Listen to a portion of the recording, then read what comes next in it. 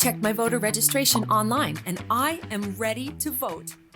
With the May 17 primary looming, Oregon's Secretary of State is reminding voters with catchy messages like this one to register to vote or change party affiliation.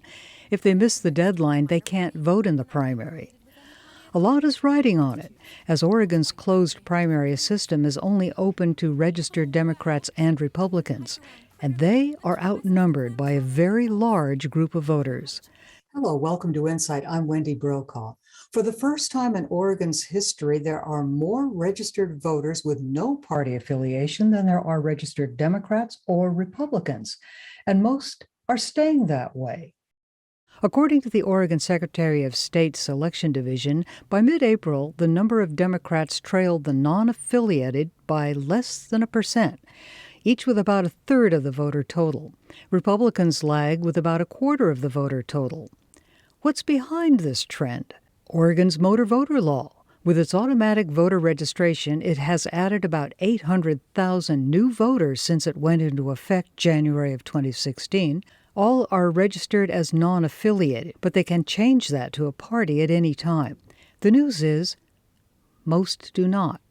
They continue to grow their numbers, remaining voters without a party. I asked Marion County Clerk Bill Burgess about this trend and its implications.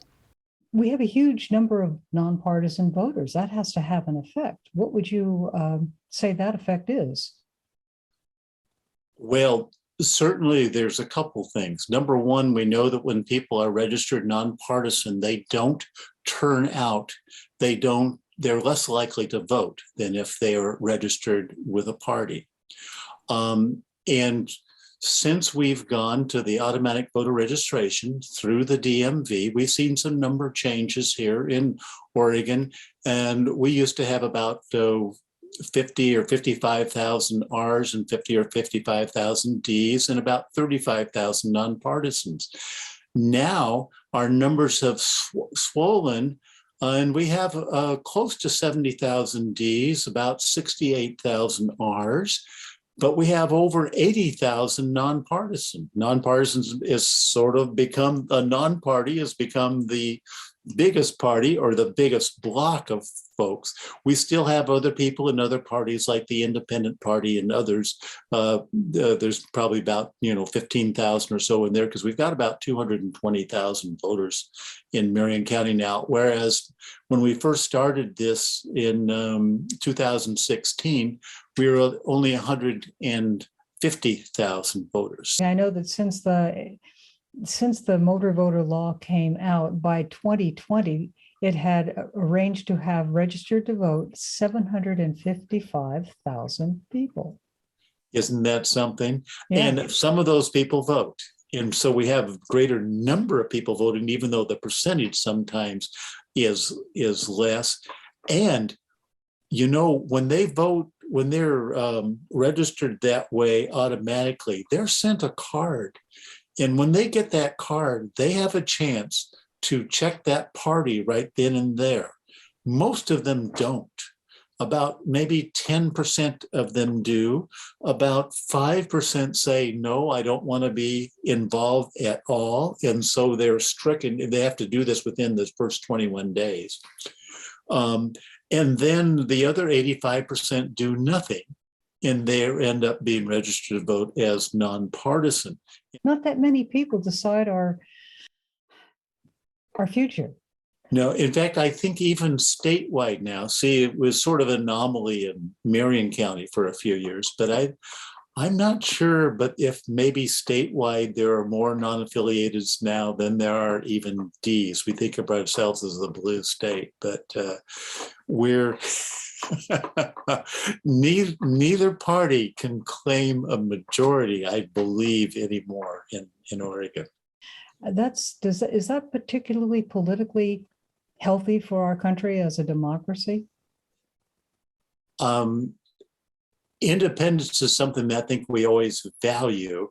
So on the part of the people being nonpartisan and being able to maybe sway an election without having depending on a party, that part is good. The part that I feel is missing in a state like Oregon is that if you're not a member of that particular political party, at least before the primary election, you don't get to vote on who that gubernatorial candidate or that congressional candidate or that state legislative candidate is going to be. Or in the case of Marion County, you can't even vote on who that county commissioner candidate is going to be for the November election unless you dive into one of those parties for party membership. And again, that's membership just to be able to vote in the primary election, because in the general election, you're free to do whatever you want and you can change parties anytime. And we have lots of people changing parties all the time. So if you want to change it in the primary so that you know that you've at least had some input on who that candidate was decided for that party, you should change your registration by April 25th. Yes, Oregon's got a closed primary.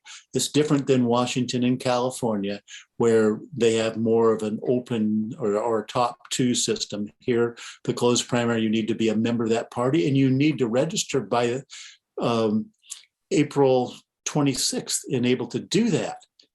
Information is important and knowledge is power. So what would you recommend a voter do to get themselves feeling like they really understand the system and make their vote count? Well, there's a few places I'd go. Number one is the voters' pamphlets. Marion County puts out one for the local candidates up through the county level.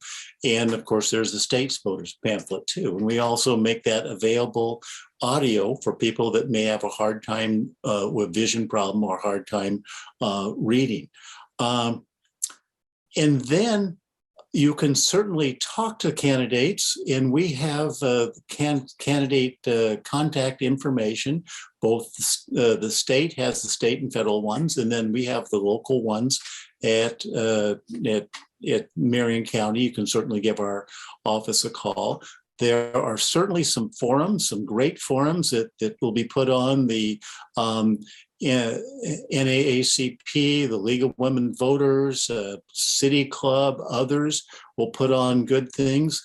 The League of Women Voters has something called 411.org, I believe, which is where candidates that want to can answer their questions, and you can review that. Joining a group like the League of Women Voters, of course, is a good thing too, or the Salem City Club, or any of the other organizations.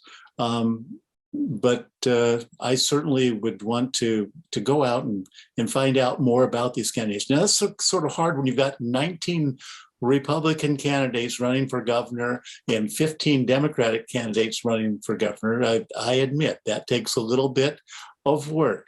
But as you go through, and you get a lot of ads from the ones that have more money, but you need to look at all the other ones in the book there to find out what resonates best with you. What do you want our society to look like in the future? What approach do you want to have people take to make this a better, more vibrant society for everybody? And so, yeah, I guess it's part of your duty as a citizen, but it's also part of the fun to do that, to be informed and vote. Don't know how to check if you registered? Just visit OregonVotes.gov and be sure to check at least 21 days before the May election to make any updates. I feel incredible. Who wants to frolic in some tulips?